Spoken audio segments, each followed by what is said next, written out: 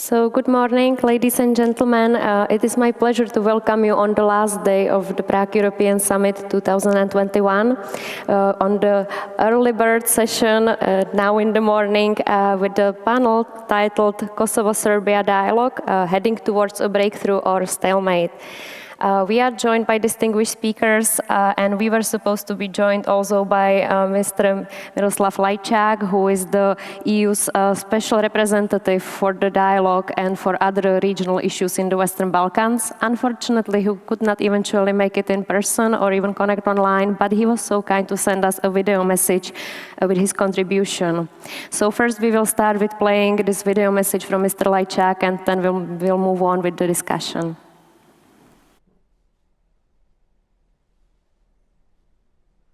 Dobrý deň všetkým do Prahy. Good morning to all of you. I thank the organizers for inviting me to this event today. Unfortunately, my agenda does not allow me to be with you in person today. Nonetheless, let me say a few words to set the scene for your discussion on the dialogue on normalization of relations between Kosovo and Serbia. I'm addressing you in my capacity as European Union Special Representative for the Belgrade-Pristina Dialogue and other Western Balkan regional issues. A role I was mandated for in April last year by the European Union member states on the proposal of the High Representative Josep Borrell. The dialogue on normalization of relations comes with a bit of history. In September 2010, the United Nations General Assembly mandated the European Union to facilitate the dialogue between Belgrade and Pristina.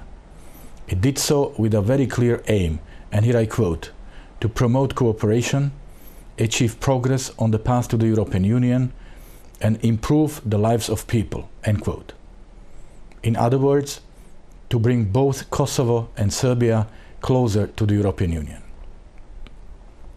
After being mandated, the European External Action Service fully conceived, designed and executed the dialogue, and until today it is the only platform where Kosovo and Serbia can discuss on equal footing. As of today, the process can be divided into 4 phases. The first phase was the so-called technical phase from March 2011 to February 2012. 9 agreements were brokered during this phase on issues such as civil registry and cadastre, recognition of university diplomas, freedom of movement, and Kosovo's regional representation. Not all of them are fully implemented, but the agreements exist. The second phase, from October 2012 to 2014, was explicitly more political. It included direct talks between the respective prime ministers, mediated by the High Representative Catherine Ashton. Several agreements were reached, including the so-called Brussels Agreement, or the first agreements on principles governing the normalization of relations, in April 2013, which was widely seen as a breakthrough in the dialogue. This, for example, laid the ground for the integration of police and judiciary from the Serb-majority north in the Kosovo system. It was followed by a very difficult phase of political talks under High Representative Federica Mogherini, starting in February 2015. During this phase, the parties reached a major agreement in August 2015, which clarified in more details the association or community of Serb-majority municipalities in Kosovo, which was already outlined in the Brussels Agreement of 2013. But until today, it remains unimplemented. But the dialogue was interrupted in October 2018 after the introduction of 100% tariffs on goods from Serbia and Bosnia and Herzegovina by then Prime Minister Ramush Haradinaj. To revive the dialogue and to demonstrate the clear commitment of the European Union to the region, the position of the EU Special Representative was created, and I was appointed in April 2020. And with that, we entered into the 4th and hopefully final phase. After my appointment, my immediate task was to resume the process, to bring it back to Brussels, and to again put the European Union in the driver's seat. together with High Representative Borrell, we managed to do so in July 2020, after 20 months of interruption. We held 3 high-level meetings with President Vučić and then Prime Minister Hoti, and 7 meetings at the level of chief negotiators in 2020. The process was suspended, but later resumed following the early parliamentary elections in Kosovo. And to date, we had 1 high-level meeting with President Vučić and new Prime Minister Kurti, and 1 at chief negotiators level. And we are currently preparing the 2nd high-level meeting. The time has come to bring this process to a successful conclusion in form of a comprehensive agreement on normalization of relations between Serbia and Kosovo. This agreement should be acceptable to EU member states, in line with international law and European acquis, and contribute to regional stability. I'm glad to say that we have the full support of all 27 EU member states, and also a very close cooperation with our US partners. I'm grateful for the stance of President Biden's administration to support the European future of the region, to support enlargement, and to support the dialogue, including my mission. In other words, this US administration fully backs and expects the European Union's lead. Today, we do not engage in technical talks.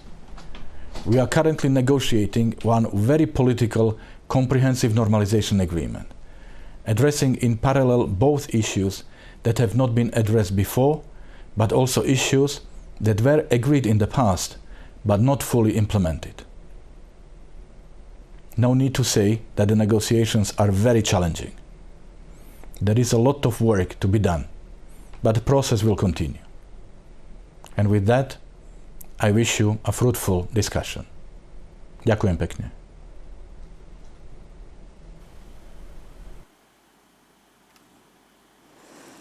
So thank you very much for playing the video message. Mr. Lajčák set quite a good basis, I would say, for this discussion, because he explained the evolution of the dialogue, the progress which has been achieved, and also kind of described the current situation, despite the many obstacles that stand in the way of the dialogue. Now we will jump into the discussion with our panel speakers. And let me start with an introduction. So in person here in Prague, we have 2 ladies, Željana Zovko. She is the Vice Chair of the European Parliament's Delegation for Relations with Bosnia and Herzegovina and Kosovo. Then we have Donika Emini. She is the Executive Director of the Civicos platform from Kosovo-Pristina. And online we are joined by Mr. Ivan Vejvoda, who is the head of Europe's Futures Program and Permanent Fellow from the Institute for Human Sciences in Vienna. Welcome all of you in person or virtually. I am very glad that we are joined by such distinguished experts and speakers today. So without further ado, I will jump into the discussion with questions. So let's start with Donika. Donika, we heard a bit from Mr. Lajčák about the recent developments in the dialogue, and I would say the message was quite hopeful or maybe optimistic, but we also know that there's quite some obstacles. There are some fundamental issues that both parties can't really see an eye to eye on. And Kosovo quite recently had an election, and there was a change of government.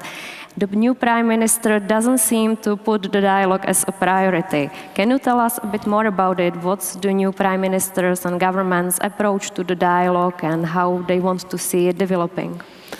Thanks, Jana. Happy to be here. Always refreshing to be talking about this issue because of different audiences, but also different panel compositions. I was very surprised to hear a very positive message from Lajčák, knowing the fact that the dialogue is still facing a lot of obstacles, and we are still not sure whether it has been resumed or not in Brussels, in spite of the fact that there was a meeting held between Prime Minister Kurti and President Vučić and also the chief negotiators.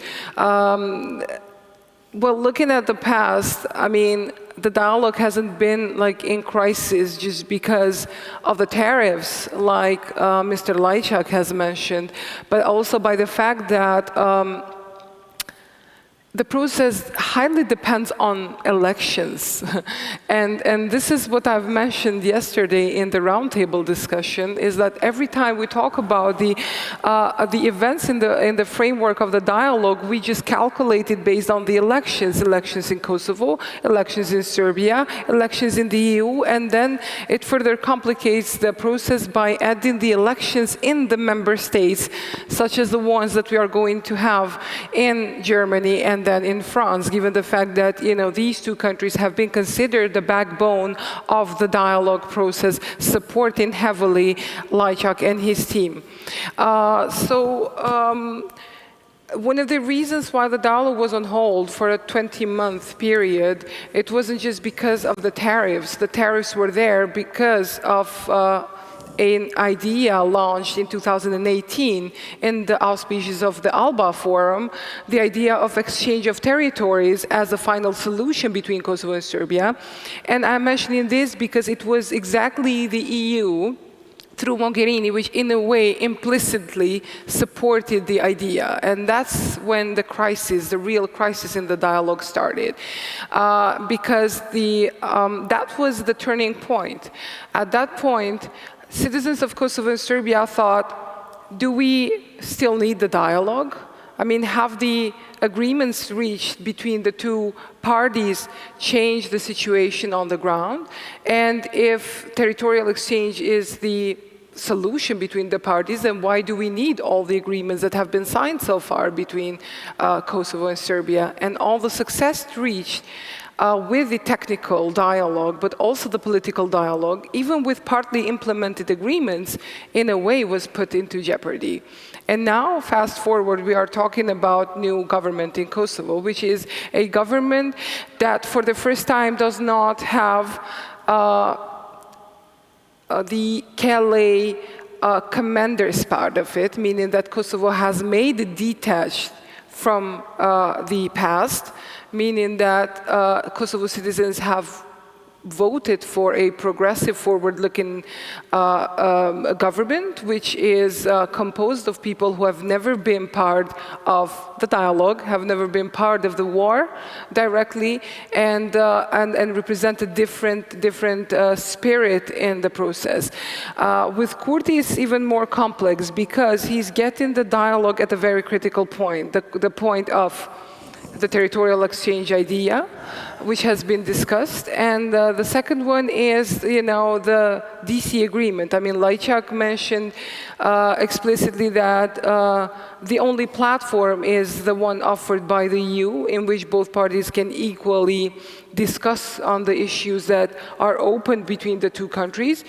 But it's not true because, during this time, there was an agreement signed in DC, during which period the EU has lost control over the process, and it was taken by Trump and Grenell, who basically hosted a summit in DC and signed 2 letters of intent, based on which Kosovo even got a recognition from Israel.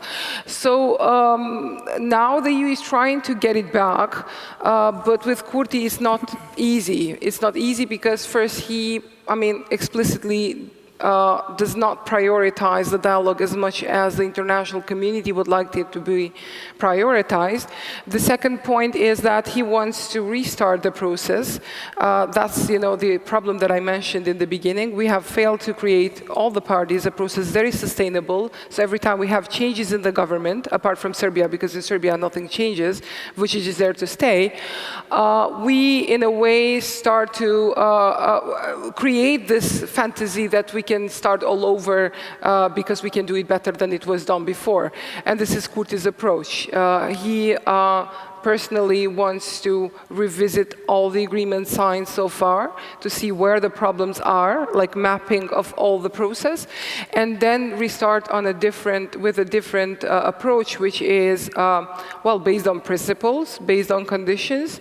And the latest meeting, or the first meeting that took place in Brussels, it was explicit. Kosovo wants recognition first and then discuss about bilateral issues between Kosovo and Serbia on equal footing between two countries which recognize each other. Something that was on the table, rejected by Vučić, meaning that we might again have a crisis and the dialogue can be put on hold or drag feet until we finish elections in Germany, France, and then in Serbia, and then when the parties are ready to actually create a momentum for the final agreement to be signed.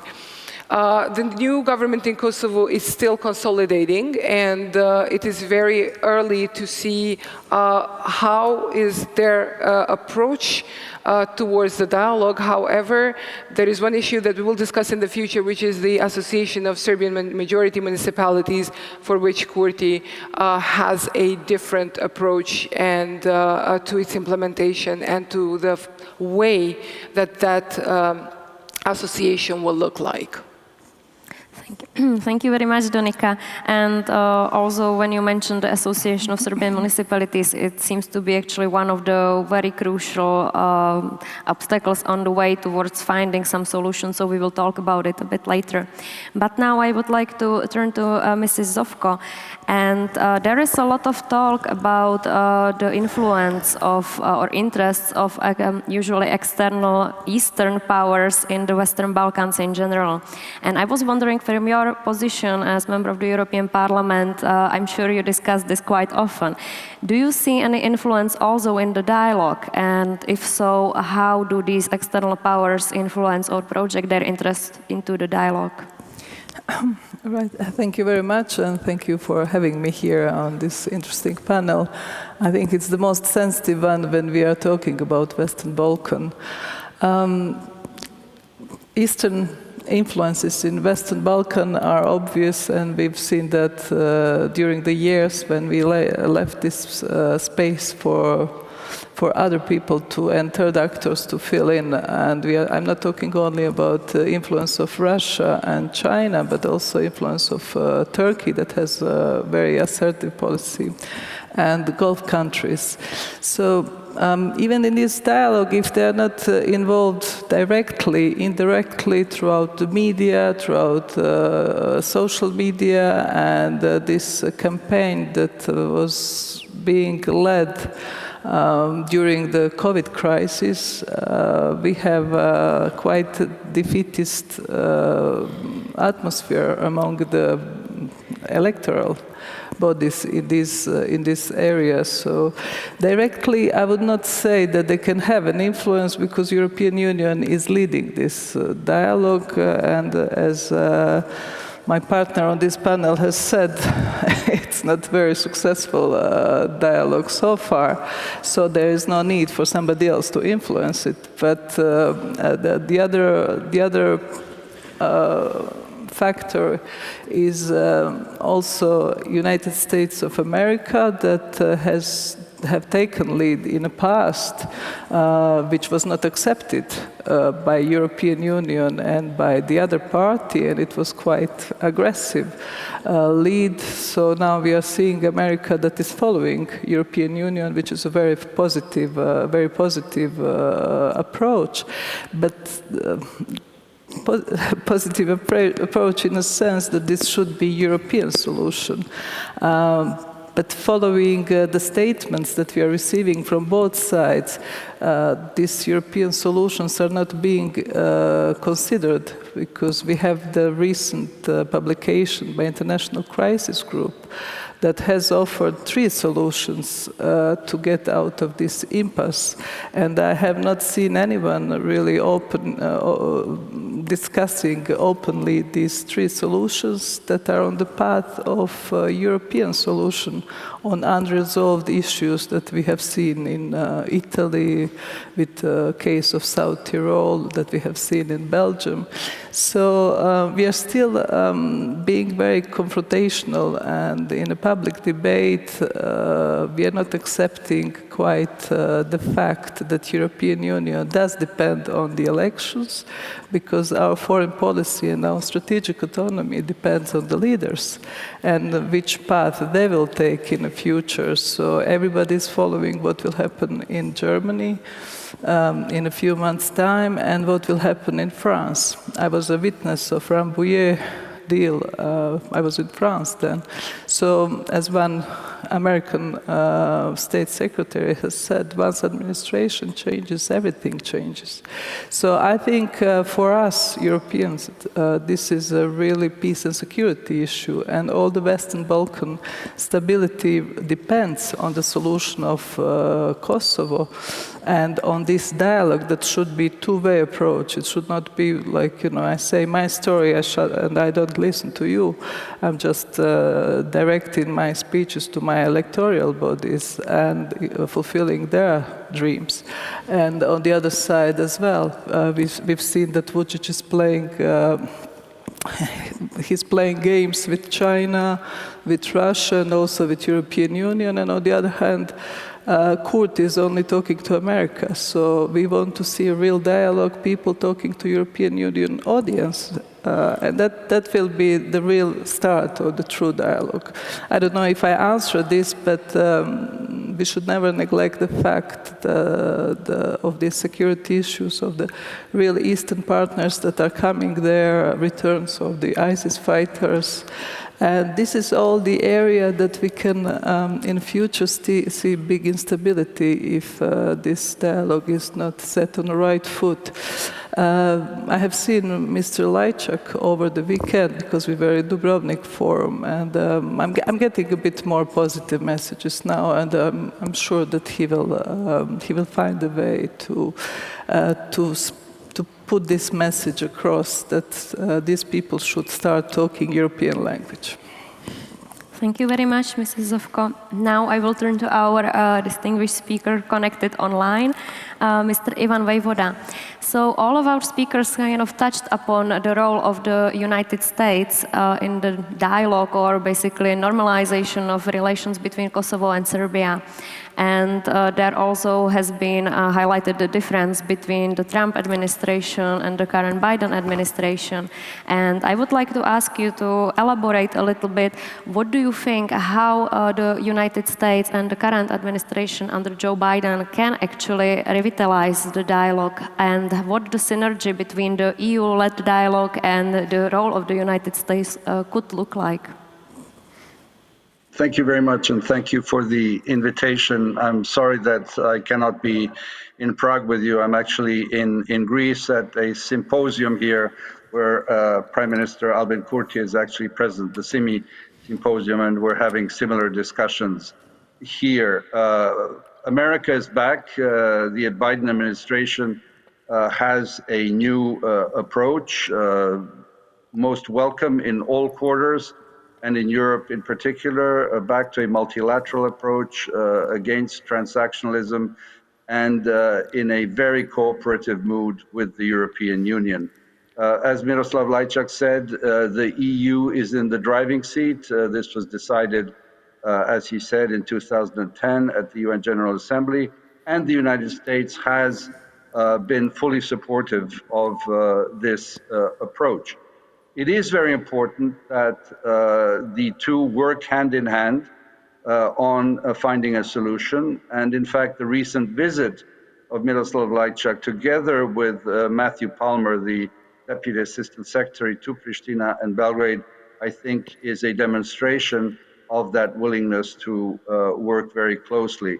There is no solution without the United States in the Serbia-Kosovo issue. The United States is a key player. It has a key role, especially in Kosovo, I would say, but equally in Serbia. It has a key role in NATO. Let's not forget that NATO is present, not only in Kosovo, but in Bosnia and Herzegovina, and all countries have deep relations with NATO. 3 of the Western Balkan countries are full NATO members, Albania, Montenegro, and North Macedonia, the latest. Serbia has an individual partnership action plan. So without the United States, we cannot move forward on this issue in any way. I believe that, and Dominika Emini was right to point out the Trump episode with the so-called Washington Agreement in September last year, which was, we can discuss it, but it raised a number of issues. A certain number of things were achieved.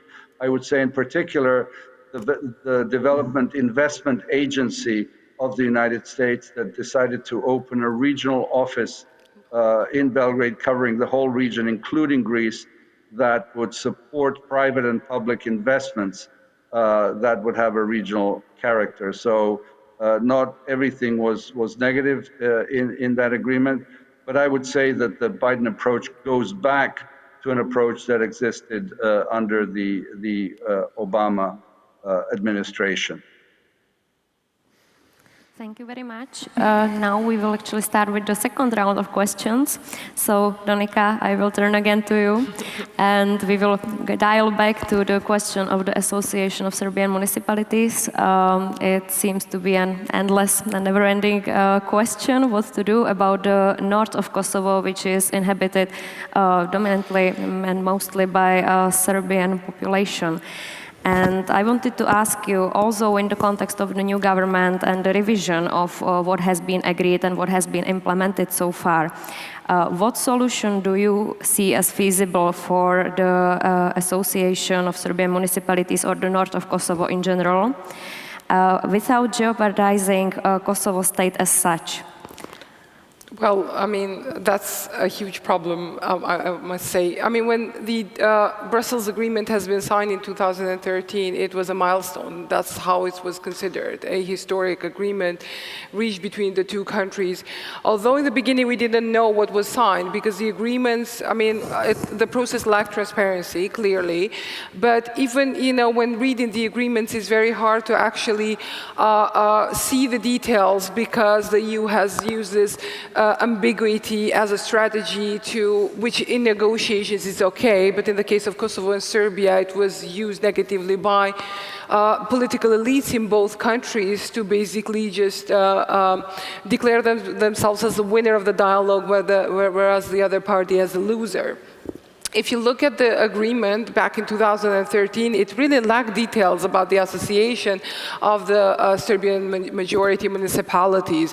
It talked about how Kosovo can extend control in the north, which still remains an area which is in which the rule of law is kind of inexistent, and there is heavy presence of the Serbian parallel institutions, Kosovo institutions, and of course the international community led by the EULEX.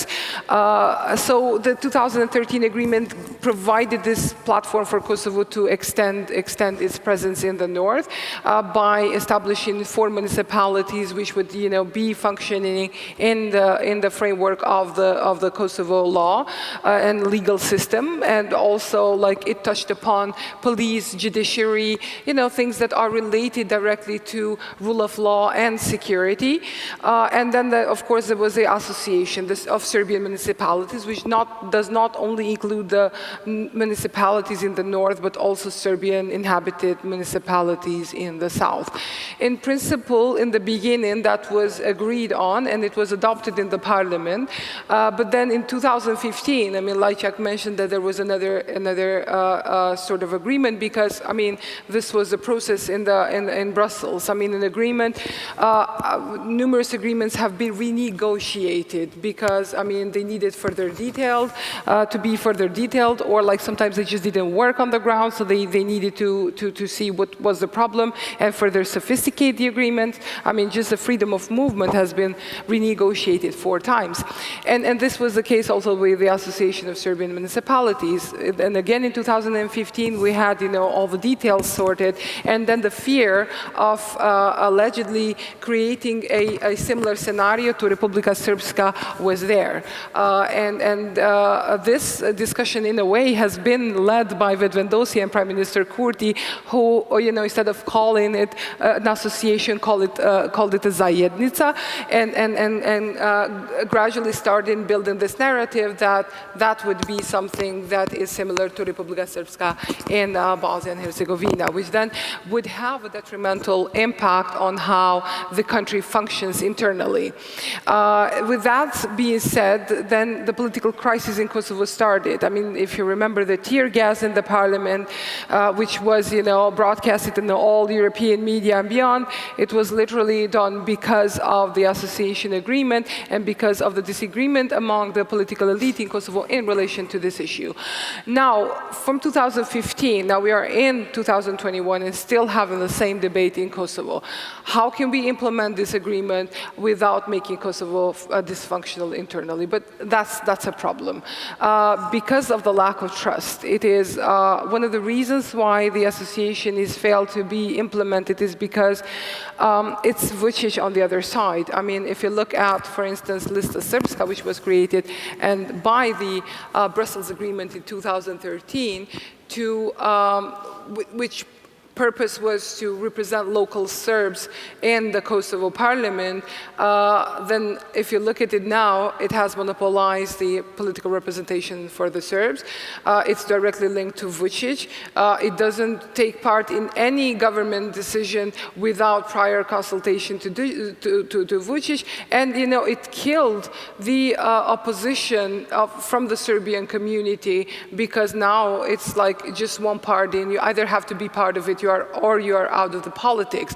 So following this scenario in Kosovo, the fear is that the association might be a mechanism that is directly controlled by Vučić, which then would make Kosovo dysfunctional internally. The other problem with association is the fact that it has been sent to the Constitutional Court, and according to the Constitutional Court in Kosovo, you cannot, in a republic that is multi-ethnic, based on liberal values, you cannot create a mono-ethnic association, which is only for the Serbian municipalities.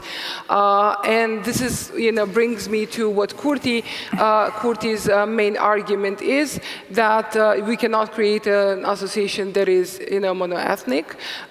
We can create national councils similarly to, for instance, how it functions in Croatia, or something similar, but not an association with executive powers that politically might put Kosovo into jeopardy. So at this point is more of because of the fact that we know that, for instance, for Vučić, association does not matter, not because, that mechanism would further guarantee minority rights, Serbian minority rights in Kosovo, but it's a political mechanism that Vučić wants to use to further disrupt the internal functioning of the country. I see that agreement still being a key obstacle in even continuation of the dialogue, because Vučić, knowing how difficult and how sensitive this issue is, many often he insists on the implementation of that agreement as a first step to pave the way for the final agreement between Kosovo and Serbia. And then in Kosovo, there is no political leader that can implement it or further proceed with this agreement due to its political sensitivity. This is surely the biggest problem that we are going to face, which then I see as a key obstacle in continuing the dialogue. I mean, of course, according to Mr. Lajčák, they are meeting, they are discussing, but the elephant in the room is the association and many other elements of the Brussels Agreement, which was historical and exists, but it hardly is implemented, and which puts then into question, was it a success story, really, the way that the EU heralds it, or not? Thank you very much, Donika.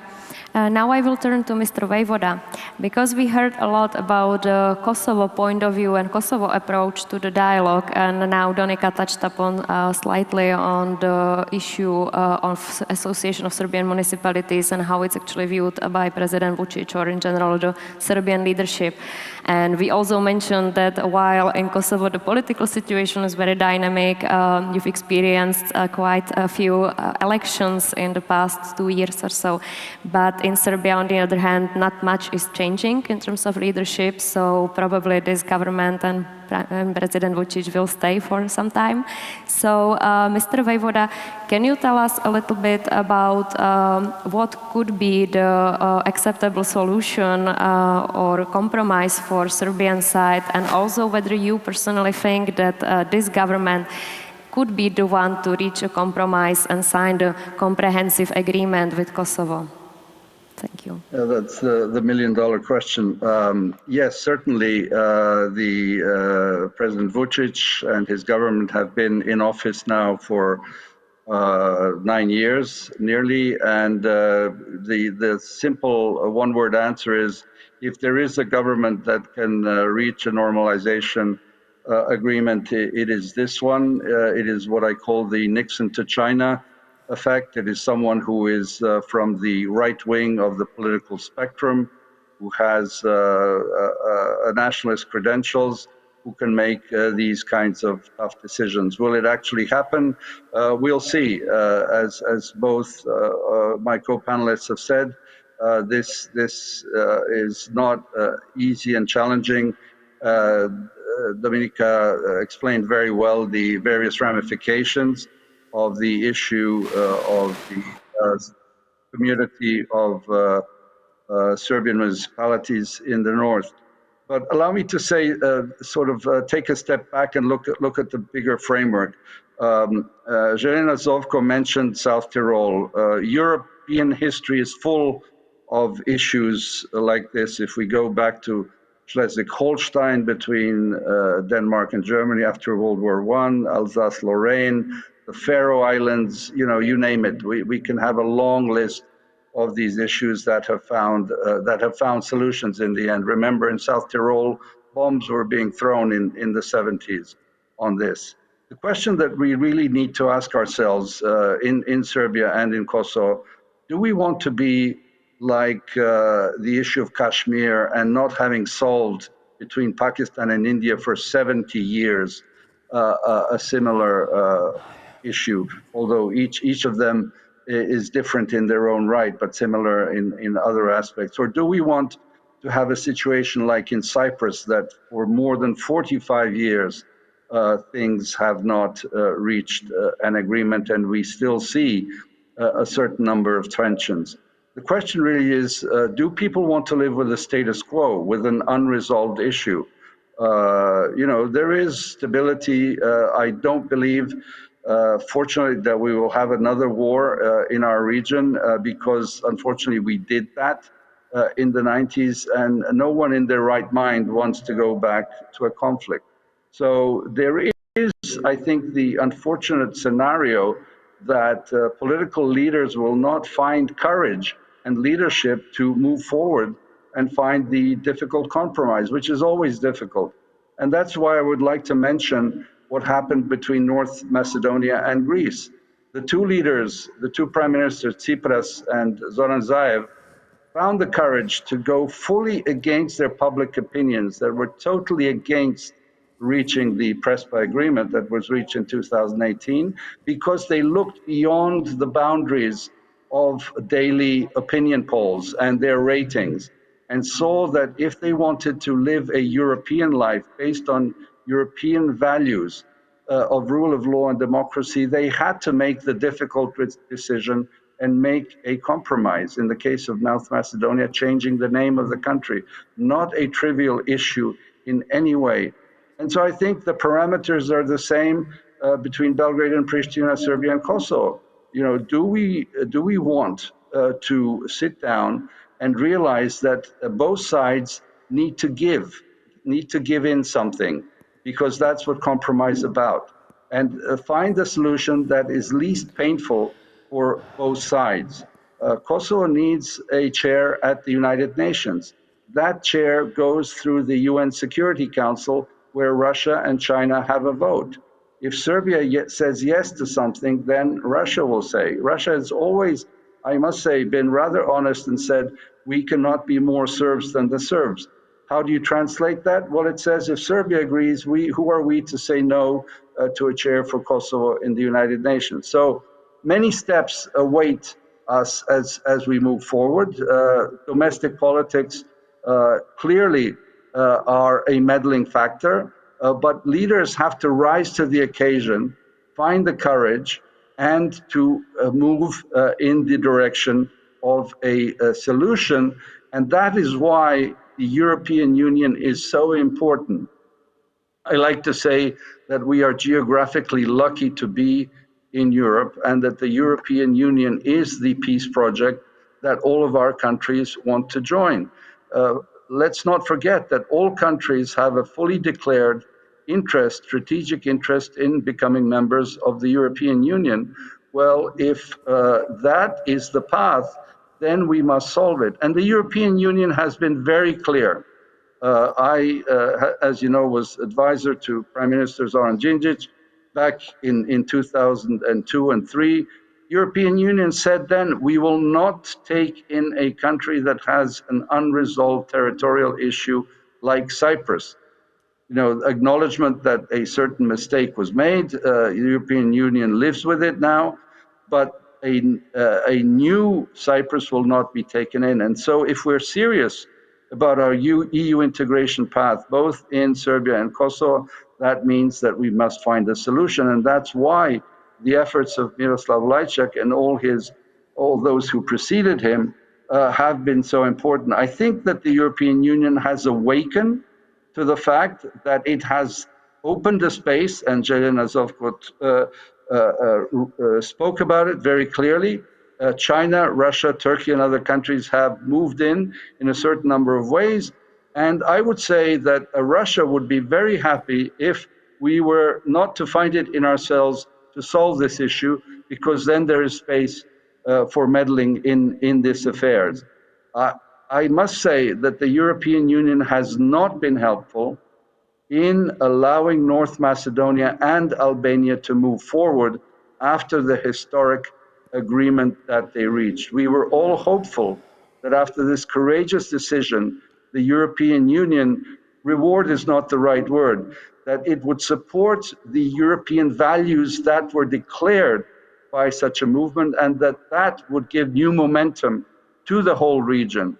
And I think the fact that North Macedonia and Albania still don't have a date is, I don't want to use harsh words, but is very negative for the European values that are declared in Brussels and in the member states.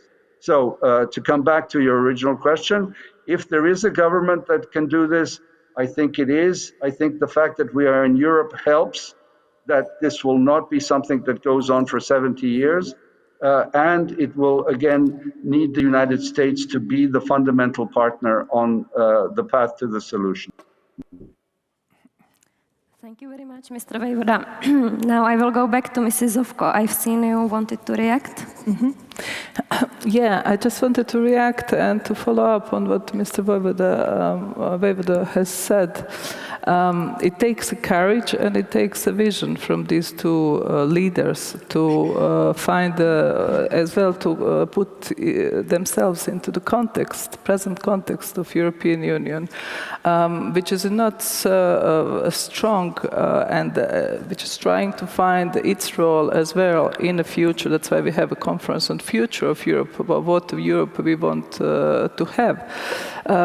Because after this COVID crisis, there will be lots of changes on the international scene, on European scene, and we have to convince European citizens as well that the enlargement process is worth voting for and worth supporting as well.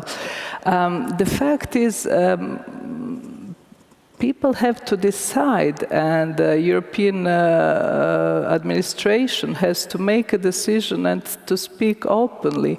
Are we going to implement in a future policy of abolishing identities and in Western Balkan and giving each country a majority rule, which will be a breeding ground for future conflict? And not without reason, we have Bosnia and Herzegovina and Kosovo together, like a couple, even in European Parliament, in External Action Service, in most of the ministries, because that's some sort of a laboratory where we are trying to impose something that could not function even in a former Yugoslavia, and that we know how it resulted. And it started with Albanians being oppressed in Kosovo. Or we are going to follow European solutions that found a peace and reconciliation and good coexistence on pluriethnic societies that the International Crisis Group, that was a long-time advisor for American administration and the real think tank on the ground, has advised in its latest report. Finally, we are all talking about PRESPA agreement and about agreement with Bulgaria, this friendship agreement, but no one is mentioning Ohrid agreement. I had the honor and to know President Rakovsky at the time that has made this real balance in North Macedonia functioning. And if we are going to put this identity question in a question, what are we going to do with Ohrid agreement as well, where we have a fine balance with Albanian citizens in North Macedonia. And finally, coming back, because we are seeing this in Bosnia and Herzegovina being at stake all the time, with Croats being oppressed in federation and Serbs being pushed more and more towards Russian protection, and we are coming back to this identity and Eastern influences, because Putin sees this as an excellent playground for its propaganda, that he is the one who protects identities, who protects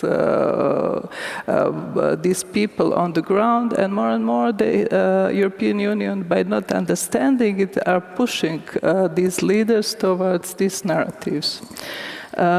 And one question just about European Union decision, about Council decision not to grant opening of negotiations to North Macedonia and Albania.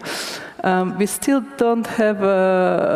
have not changed the approach towards making the decision in the Council. So as long as these bilateral issues are not being resolved, there is no chance that somebody will move forward, and that's very much clear to every actor in Western Balkan. That's why we have these criteria as well to resolve bilateral issues before asking for a membership.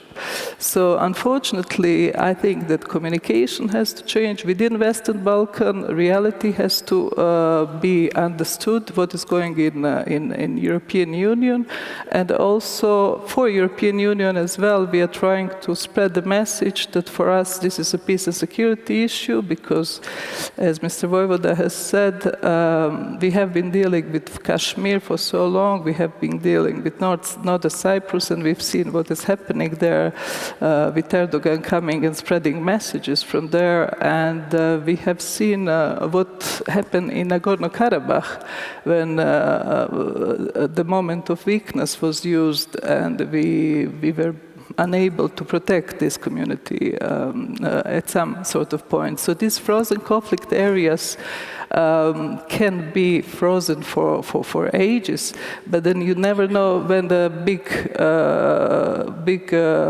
bear will come, and all of a sudden we will be unable to react and help. And finally, just to end up, Kosovo have to understand that their way to UN is going via Serbia. I mean, we will not push out China or Russia out of Security Council, and without being a member of UN, I don't think that there's much scope for normal functioning of one state, and or even joining European Union. So, unfortunately, I'm always spreading this realistic message, not offering something that is not being possible to achieve. But it's just like President Kurti and President Vučić to say that to their electoral bodies. Thank you. Thank you very much, Mrs. Zovko. Danica, would you like to react? Yeah, well, first, we're not talking about Kashmir, we're talking about Kosovo.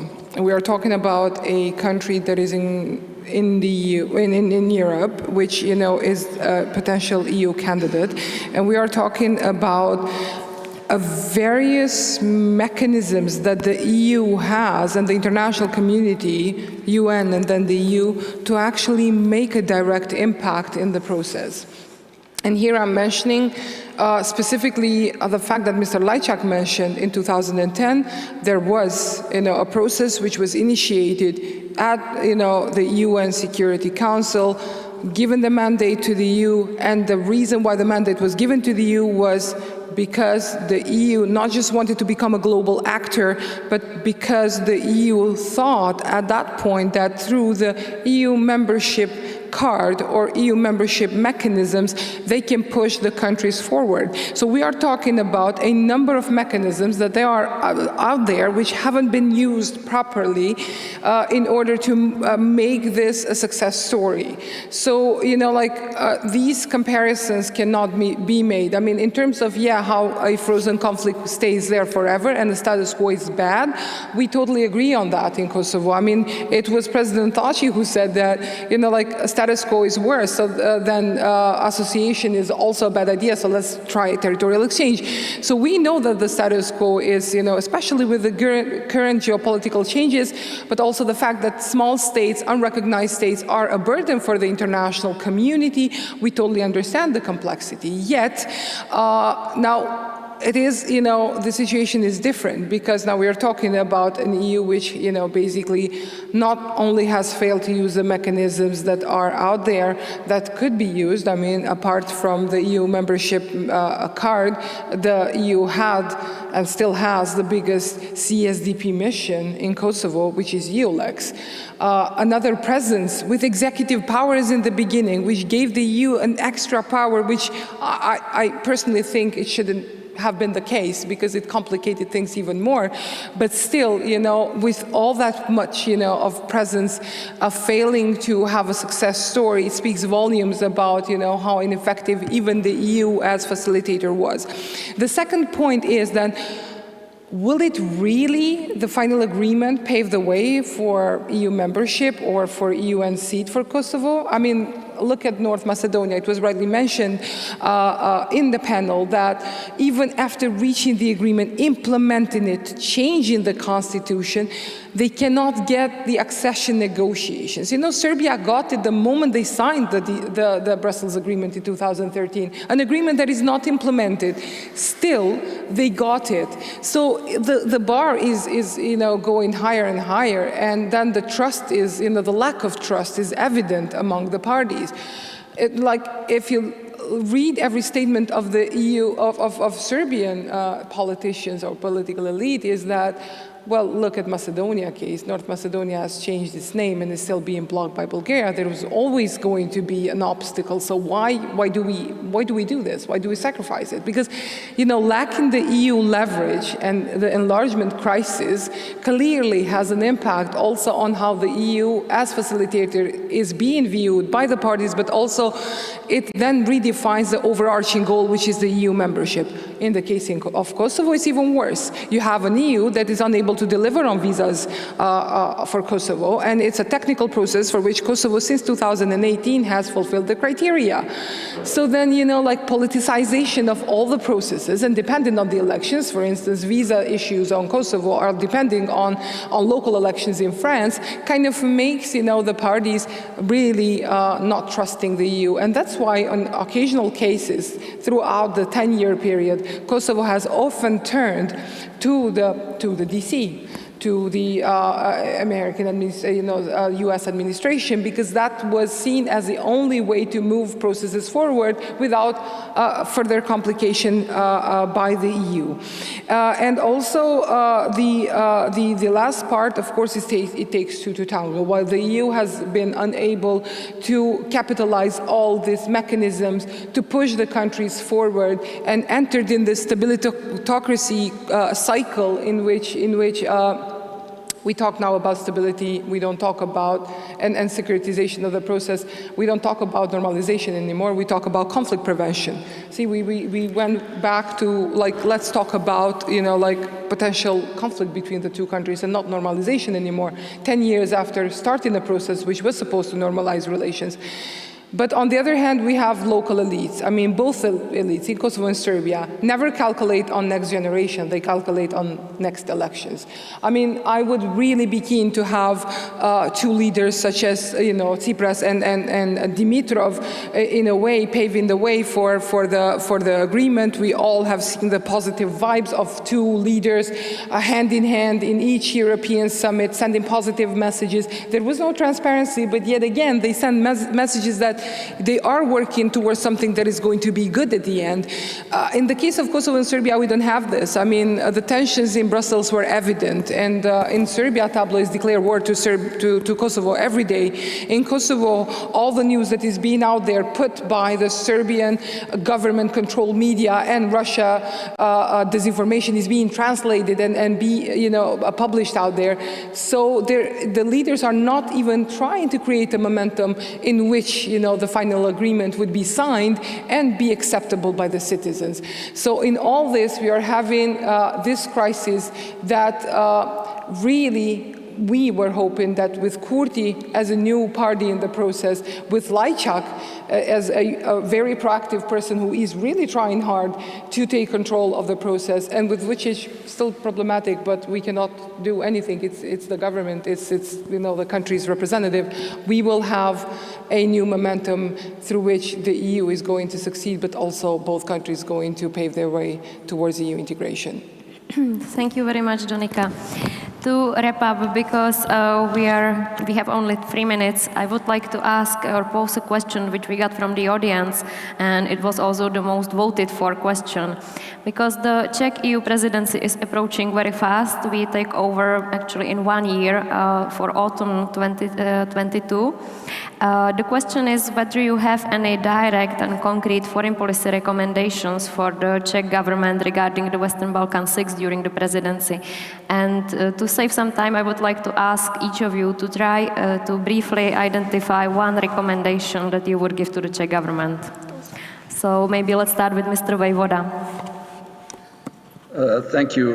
Again, I think the fact that the Czech Republic, Czechia, has extremely well knowledge of our region, and I think that we need champions in the member states to push the issue forward, not only on resolving the Serbia-Kosovo issue, but to get the enlargement process moving faster and to include these countries into a variety of activities that the European Union is engaged in, even before we are at that famous table in Brussels. And I would say that we have been, all of us in the region, extremely disappointed that the countries of the Western Balkans were not invited to the Future of Europe conference, even as observers, because many of us are candidate countries.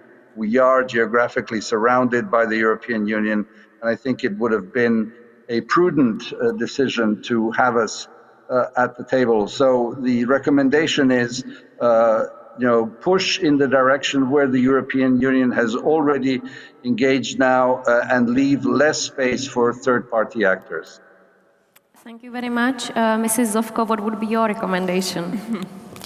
My recommendation would be really to follow the path of what the future of Europe decides, and also to focus on these peace and security aspects, to do more communications to European public, what it means for European public, because we need to convince them and not to shy away from these debates, and for engaging more in the Western Balkan region, and also to follow European solutions and European Parliament's resolutions, because we have been deciding on these countries for many years. We have resolutions that offer European solutions, and I think that's the only way we can move forward, because for all these problems we have examples in European Union, and we found a solution. European Union is the only peace project, but based on compromise, and that should be also communicated to our Western Balkan partners, because there's no one way and highway that does not work anywhere. Okay, thank you very much. Donika, what would your recommendation be? Enlargement, keep it on the agenda, and from a positive aspect, because we constantly talk about how in deep crisis it is.